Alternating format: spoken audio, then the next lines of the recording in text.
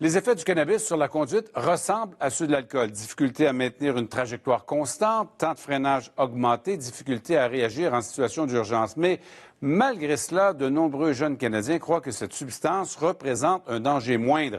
Et plus inquiétant encore, 1 sur 4 avoue avoir déjà conduit après avoir consommé du cannabis ou encore être monté avec un conducteur sous influence. Véronique Dubé.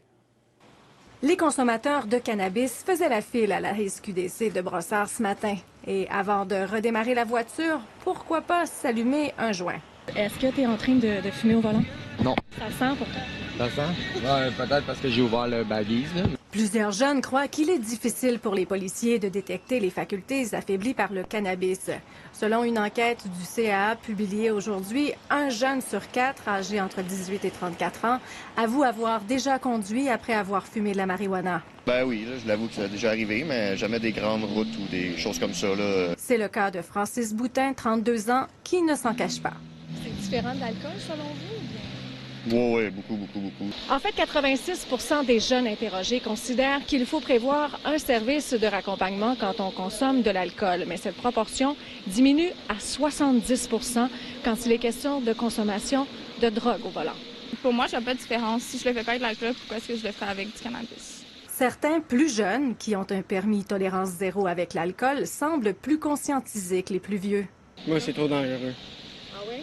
Moi, c'est imprudent qu'on dise sur l'effet du cannabis. Il paraît que si tu fumes et que tu conduis, tu peux perdre ton permis. Ben voyons donc.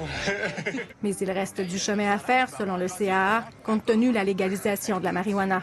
Notre vision se rapetisse en bon français, donc on focus sur ce qui est devant nous et on a tendance à oublier un peu l'environnement externe. Donc, effectivement, il peut y avoir ce facteur-là, banalisation. Pour Xavier, 18 ans, c'était sa dernière provision légale avant le 1er janvier. Dans 4 jours, les moins de 21 ans ne pourront plus être clients de la SQDC. Ça t'est arrivé de conduire ta voiture sous l'effet... Pas pour mentir, oui.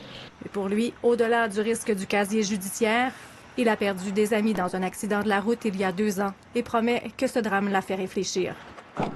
C'était 5 jeunes. Il y en a 2 sur les 5 qui sont morts. Donc, c'est comme un wake-up call. Arrête de faire tes niaiseries. Véronique Dubé, TVA Nouvelles, Brossard.